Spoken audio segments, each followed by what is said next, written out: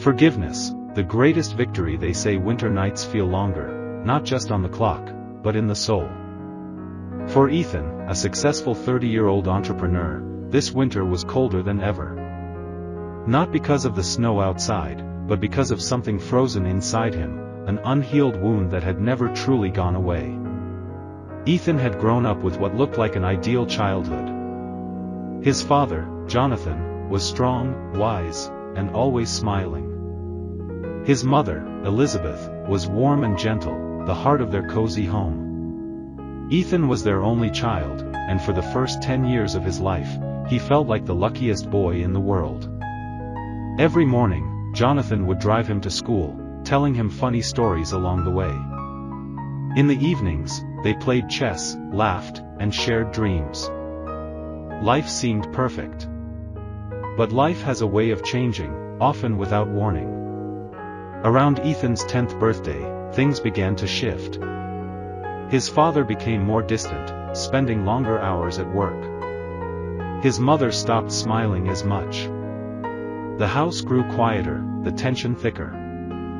Then, one day, Ethan came home from school to find his mother crying on the phone. When she finally hung up, she looked at him with tear-streaked cheeks and whispered, "Your father is gone, sweetheart. He's not coming back." Jonathan had left. No explanations. No goodbyes. Just silence. Years passed, and Ethan grew up carrying a storm inside.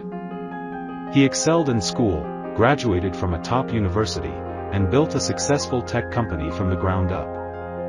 But despite all his accomplishments, one thing never changed: the anger. The betrayal.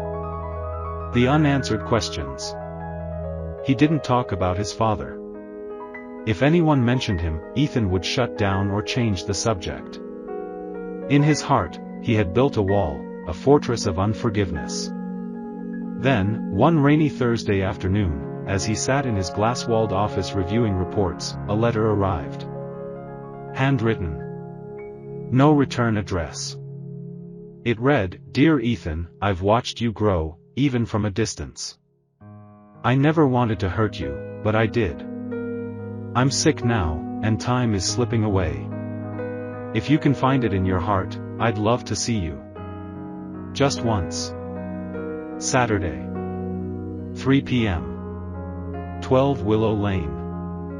Jonathan Ethan stared at the letter for a long time.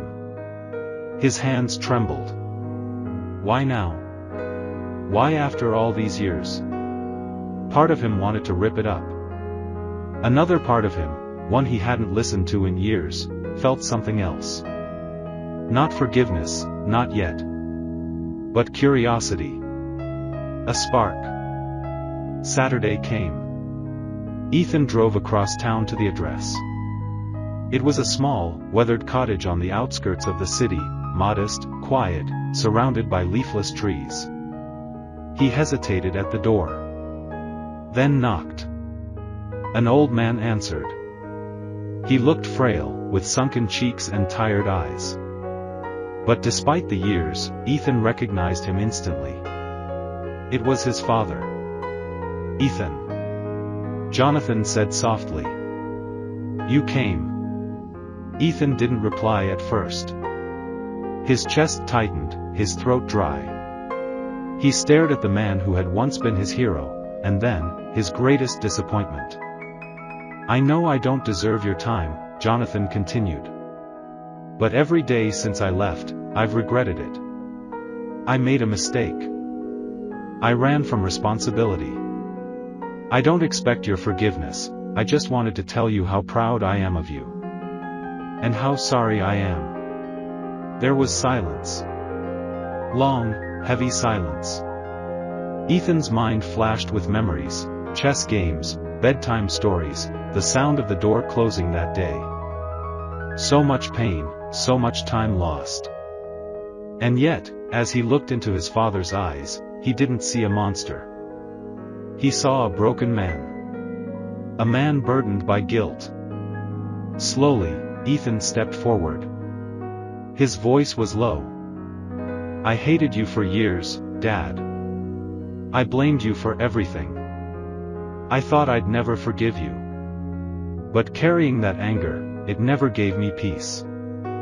Jonathan's eyes welled with tears. Ethan continued, "Maybe I'm not ready to forget. But I'm ready to let go." And then, he did something he never thought he could. He opened his arms and embraced his father.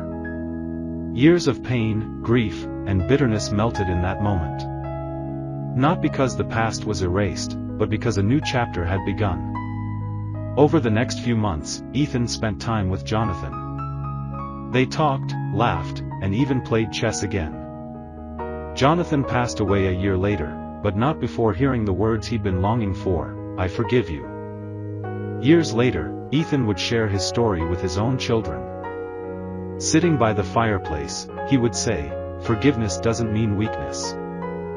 It doesn't mean forgetting. It means freeing yourself from the prison of anger. It means choosing peace over pride.